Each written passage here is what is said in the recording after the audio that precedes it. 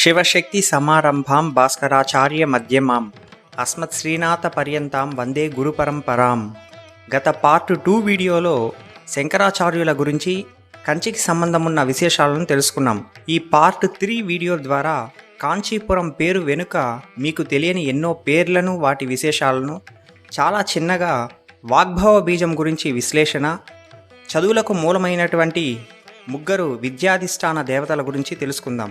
ఎందుకంటే కంచి కామకోటి పీఠం అనేటువంటిది ఒక జ్ఞాన పీఠం, జ్ఞానానికి సంబంధించినటువంటిది కనుక విద్యాధిష్టాన దేవతల గురించి తెలుసుకుందాం.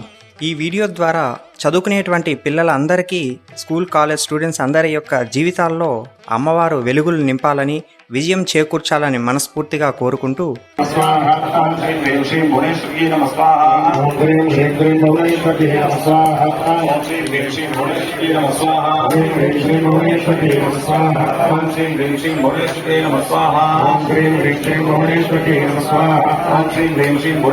ఈ కాంచీపురంలో అమ్మవారు 3 రూపాలలో విరాజిల్లుతున్నారని మార్కండేయ పురాణంలో చెప్పబడింది. అది చాలా విశేషం. ప్రధానంగా విష్ణు రూపం, శివ రూపం, శక్తి రూపం.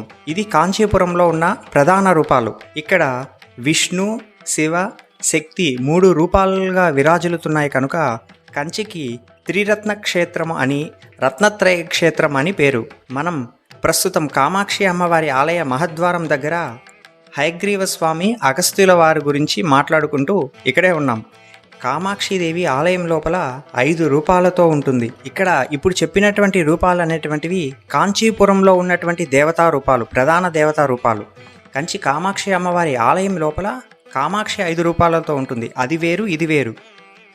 ఈ కామాక్షి విలాసంలో భాగంగా మనము ముందు కామాక్షి అమ్మవారి ఆలయానికి సంబంధించి ఎలాంటి విషయాలను తెలుసుకోబోతున్నామంటే, అసలు కామాక్షి ఎలా ఆవిర్భవించింది, కామాక్షి దేనిని ఆసనంగా చేసుకొని దేని మీద పద్మాసనంలో కూర్చొనుంది, కామాక్షి కింద ఏముంది, కింద ఉన్నటువంటి శ్రీవిద్య రహస్యమేమి, ఆ మహాశక్తి ఆవిర్భావం వేరే, కంచి కామాక్షి అమ్మవారి ఆవిర్భావం వేరే. ఇప్పుడు గుడి లోపల ఉన్నటువంటి కంచి కామాక్షి కూర్చున్నటువంటి ప్రదేశంలో మొట్టమొదట కామాక్షి స్వరూపం కూర్చోలేదు, ఇంకొక దేవత కూర్చుంది. ఆ విశేషాలు, అన్ని శక్తిపీఠాల్లో అమ్మవారి శరీర భాగాలు పడ్డాయని తెలుసు.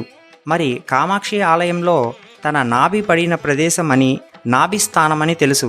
ఇంతకీ ఆ నాభి స్థానం గర్భాలయంలో ఎక్కడుంది? మిగతా ఏ ఆలయాల్లో జరగని ఒకే ఒక కామాక్షి ఆలయం లోపల జరిగే శ్రీవిద్య పూజా విధానం ఏమి? అమ్మవారి ఆలయంలో చెయ్యని పూజా విధానం ఏమి? అలాగే ఎందుకు అమ్మవారికి నిత్యం ఎక్కువగా అన్నంతో చేసినటువంటి నివేదనలు ఎక్కువగా పెడుతుంటారు? ఇప్పటికీ కామాక్షి అమ్మవారి ఆలయంలో ఒక చోట బండాసురుని పూడ్చిపెట్టి ఉన్నారు. ఆ ప్రదేశం ఏమి, ఎక్కడుంది? ఆ బండాసురుని యొక్క ప్రేత శవం పైన ఏముంది, అసలు ఏమి పెట్టుంటారు? అమ్మవారికి లోపల 5 దశలలో 5 విధాలుగా జరిగేటువంటి పూజా శ్రీవిద్య రహస్యాలేమి, రాత్రి వేళలో అర్ధరాత్రిలో జరిగేటువంటి శ్రీవిద్య పూజా విశేషాలు, అలాగే కామాక్షి అమ్మవారి ఆలయంలో కేవలం ఒకే ఒక చోట మాత్రమే ఉన్నటువంటి సూర్యచంద్రులు ఎక్కడున్నారు? మనం చూస్తే కనబడేటువంటి కామాక్షి స్వరూపం ఎవరికీ కనబడని కామాక్షి దేవిగా ఆలయంలో ఉంది. ఆ రూపం ఏమి, ఎక్కడుంది? ఇంకా చెప్పుకుంటూ వెళ్తే అలా ప్రశ్నలు చెప్పుకోవాల్సిందే. వీటన్నిటికీ సమాధానాలు ఆలయంలో ఆయా ప్రదేశానికి వెళ్ళినప్పుడు చెప్పుకుంటూ ముందుకు వెళ్దాం. ఇప్పుడు గుడిలోకి వెళ్ళడానికి ముందు ఈ కంచికి కాంచి అని పేరు ఎందుకు వచ్చిందో తెలుసుకుందాం. చాలా ఆసక్తికరమైనటువంటి పేర్లు ఉన్నాయి ఈ కాంచీపురానికి. భూమికి మొలతాడు అనేది కడితే ఏ భాగం వస్తుందో అటువంటి భాగమే కంచి. అదేవిధంగా ఓడ్యాన పీఠం, ఓడ్యానం అన్నా కూడా మొలతాడు అంటారు. ఓడ్యానం అంటే ఒడ్డానం, నాభి భాగంలో కట్టున్నది అనే అర్థం కూడా వస్తుంది. అంటే ఈ 2 పీఠాలకు ఉన్న సంబంధం పరిశీలించాలి. ఏమంటే కంచి కామాక్షి నాభిస్థానం, అస్సాంలోని ఓడ్యాన పీఠం కామాఖ్య యోని స్థానం. ఒకటి మనలోని సహస్రారంలో ఉన్నటువంటి శక్తి, ఇంకొకటి మూలాధారంలోని శక్తి. ఈ మూలాధారంలోని శక్తి జాగృతం అయితేనే సహస్రారంలోకి వెళ్తుంది. అదే ఈ 2 పీఠాలకి ఉన్నటువంటి సంబంధం, నాభిస్థానం, యోని స్థానం. ఇంకా కాంచీపురానికి వస్తే ఇది హయగ్రీవ క్షేత్రం అని అన్నారు. కామకోటి పీఠం కంచి, జాలంధర పీఠం జలంధర్, ఓడ్యాన పీఠం కామాఖ్య. ఈ 3 ఆలయాల్లో అమ్మవారి ఉపాసనను, అమ్మవారి పూజా రహస్యాలను, అమ్మవారి పూజా విధి నియమాలను సంప్రదాయాలను నిర్దేశించిన వారు ముగ్గురున్నారు. కంచి కామాక్షి అమ్మవారి ఆలయానికి హయగ్రీవ స్వామి, అదేవిధంగా జాలంధర్లోని త్రిపురమాలిని అమ్మవారి ఆలయానికి భృగు మహర్షి, అదేవిధంగా అస్సాంలోని కామాఖ్య అమ్మవారి ఆలయానికి వ్యాస మహర్షి. ఇప్పుడు మనం కాంచీపురంకు ఈ పేరు ఎలా వచ్చింది అనే దాని గురించి మాట్లాడుతున్నాం. ఈ భూమిని ఒక గోవుగా చూస్తే ఆ గోవుకి కటిస్థానం ఏదైతే ఉంటుందో అదే కాంచీపురం. ఈ కంచికి ప్రళయజిత్ క్షేత్రం అని కూడా ఒక పేరుంది. అంటే ప్రళయాన్ని కూడా జయించేటువంటి క్షేత్రం అని అర్థం.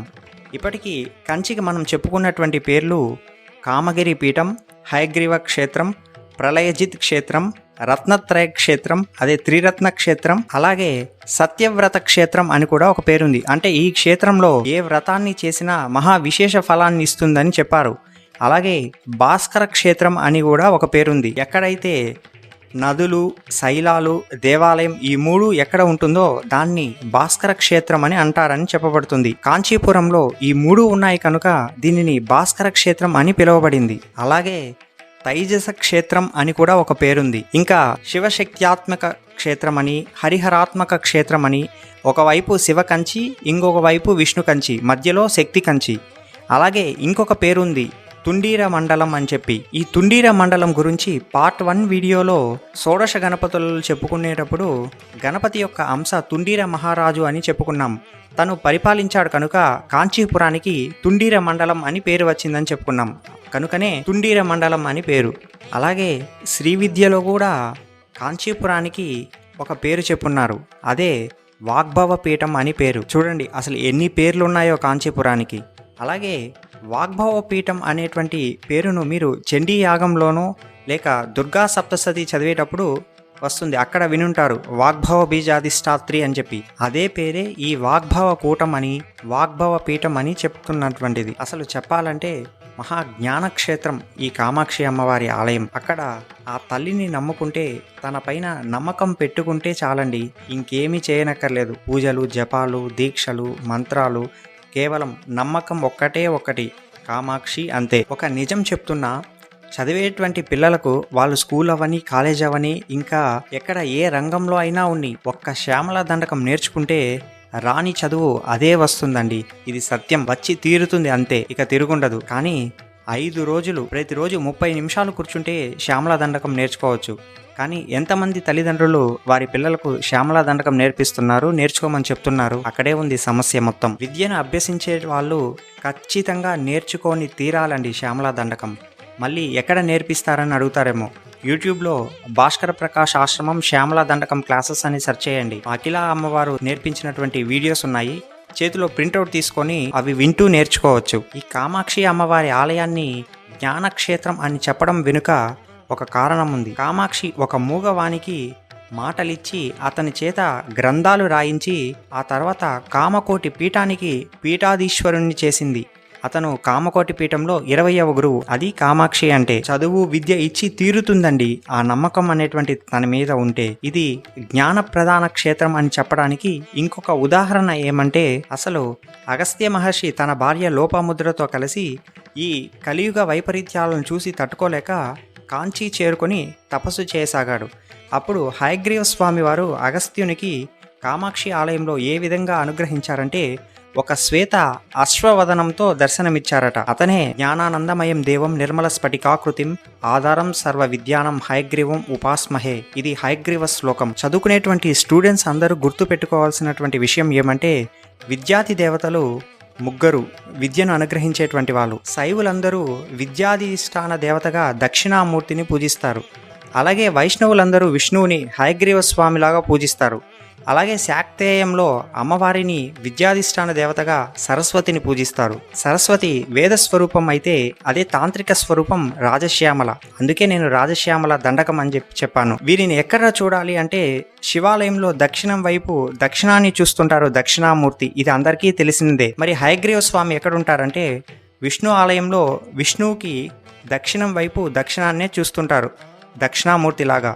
మీరు తిరుమలకు వెళ్ళినప్పుడు స్వామి దర్శనం చేసుకొని బయటకు వస్తే పోటు ఉంటుంది, స్వామి నైవేద్యం చేసేటువంటి గది. ముందుకు వెళ్తే తీర్థం ఇస్తుంటారు. మీరు తీర్థం తీసుకొని ముందుకు వచ్చి ఆనంద నిలయంని గర్భాలయం పైన చూస్తే శ్రీవారి గర్భాలయం పైన దక్షిణం వైపు దక్షిణ ముఖంగా హయగ్రీవ స్వామి వారు అశ్వవదనంతో అంటే గుర్రపు ముఖంతో ఉంటారు. అతనే హయగ్రీవ స్వామి. ఇప్పుడు ఆలోచించండి, ఒకటి దక్షిణామూర్తి హయగ్రీవ స్వామి ఇద్దరూ శ్రీ విద్యను లలితా విద్యను ఇచ్చారు. ఇద్దరూ విద్యలకు అధిష్టాన దేవతలు. అమ్మవారి గురించి చెప్పారు. అమ్మవారు విద్యాది దేవత సరస్వతి. ఈ విద్యాది దేవత గురించి ఎవరు చెప్పగలరంటే అదే స్థాయిలో ఉన్న విద్యాది దేవతలే చెప్పగలరు. అందుకే కామాక్షి అమ్మవారి ఆలయాన్ని హయగ్రీవ క్షేత్రం అని అన్నారు. అలాగే జ్ఞానక్షేత్రం అని చెప్పి కూడా పిలువబడుతుంది. ఇంకా చెప్పాల్సినవి చాలా ఉంది. ముందు ఇందాక చెప్పుకున్నవన్నీ కామాక్షి అమ్మవారి ఆలయంలో ఆయా ప్రదేశానికి వెళ్ళినప్పుడు వాటి గురించి తెలుసుకుంటూ కామాక్షి అమ్మవారి దగ్గరకు వెళ్దాం. కామాక్షి అనుగ్రహం. శ్రీ మాత్రే నమః.